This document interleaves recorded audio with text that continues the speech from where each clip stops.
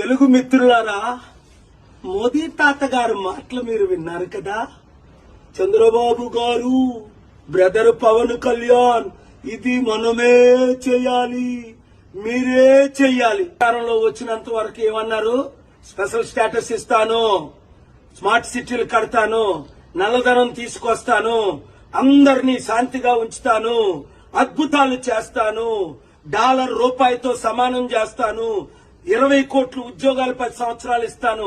ఆ మాటలన్నీ మర్చిపోయి 2014లో వచ్చినప్పుడు మనకి మట్టి దీపము, ఇప్పుడు వచ్చినప్పుడు పవన్ కళ్యాణ్కి ఆ విక్కీ టాబ్లెట్.